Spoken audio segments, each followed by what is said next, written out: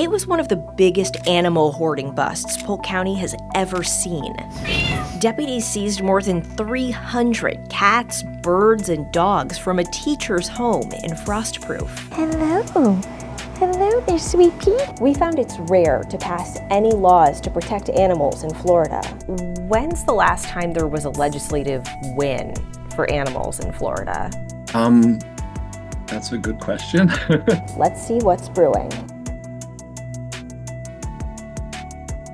I'm Jenna Bourne, and I'm an investigative reporter at 10 Tampa Bay. If you're new here, welcome to our caffeine-fueled deep dive into issues that matter to you. All right, buddy, you stay right there, okay? Oh, perfect.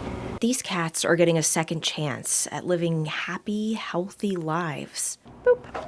The Cat Depot has asked us to wear this quarantine gear while the Frostproof cats recover. They thought they were taking in 34 cats from Polk County, but walk with me over here because I want to introduce you to a mama cat who had different plans.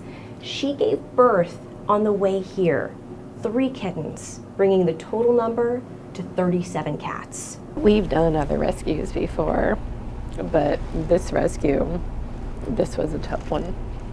Why is that? Just the state that they're in.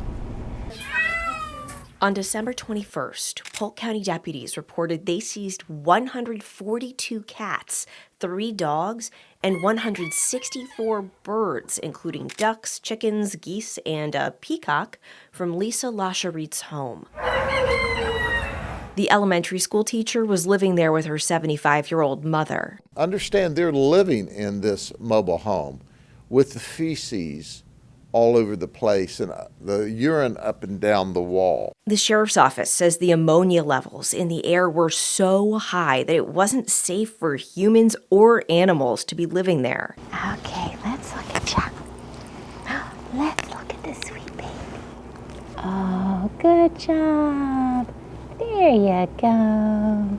Dozens of those cats are now recovering at Cat Depot in Sarasota. Oh, her little baby teeth are in there. Dr. Michelle Cunningham is their medical director. Every one of these kitties here, they're on medicine. Many of the cats arrived with severe upper respiratory infections. So coughing, sneezing, watery eyes, many of them came to us very underweight and malnutritioned. The majority of them that you see that have a very small eye or maybe 2 small eyes is due to chronic upper respiratory infections that will infect the eye. All of the ones that do have very, very small eyes are currently on eye medication, but the majority of them will have that eye removed. Lacherit faces 304 counts of misdemeanor confining an animal without sufficient food or water, and 10 counts of felony cruelty to animals. Now, it's important to point out that Lisa is not an evil person.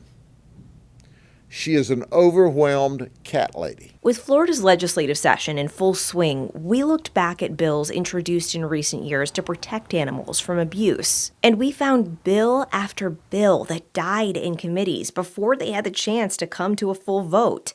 The Florida Legislative Committee graveyard's most recent dearly departed inhabitants include animal cruelty bills in 2020 that would have required veterinarians to report suspected animal cruelty, an aggravated animal cruelty bill in 2022, which would have created new criminal offenses for people who kill or hurt a family member or romantic partner's pet, a 2023 bill to crack down on cosmetic animal testing, another 2023 animal welfare bill that would have created a statewide animal abuser registry, and another 2023 bill that would have authorized the appointment of courtroom animal advocates, volunteer lawyers or law students who could represent the interests of pets. We asked Animal Rights Foundation of Florida campaigns coordinator Nick Atwood why it's so rare. Animal protection bills are often assigned to the House or Senate agriculture committees. Even if the bill is about dogs or cats and has nothing to do with agriculture. And unfortunately, the ag committees don't always prioritize animal bills or take them as seriously as we would like them to. The legislative wins for animals we did find were part of larger bills that did not go before any agriculture committees. In 2022, as part of a bill on sexually related offenses, lawmakers increased the penalty for sexually abusing an animal to a third-degree felony And in 2021, as part of a child welfare bill, lawmakers started requiring child protective investigators and animal control officers to cross-report suspected animal and child abuse. Certain industry lobbyists will oppose all animal protection bills, not necessarily because they disagree with a specific bill, but more of a slippery slope fear. They think that if animal protection laws are strengthened, that somehow in the future that will affect the industries they represent. And oh yeah, animals don't vote or lobby or fundraise or run for office. They don't have a direct voice in our democracy. Your pet or, livestock are not going to be able to go up to Tallahassee and advocate for their own welfare. Pinellas County State Rep Lindsay Cross has reintroduced the appointment of courtroom animal advocates bill this session. How would these animal advocates be able to help in a situation of hoarding? If you're a prosecutor, you probably have dozens, maybe more cases that you're juggling. If you now have to find veterinary records for 50 animals, that's a lot of work. If you can then have someone to come in and do some of that fact finding, get some of those records, provide some recommendations, it's just providing extra information for the courts. While lawmakers mull that over in Tallahassee, She really enjoys her belly rubs. these cats are starting a healthier and happier chapter of their lives. All of their prognoses are very good. I feel that they'll all be very adoptable cats and they'll make very wonderful pets. You think all of these cats are going to be able to find forever homes? Absolutely.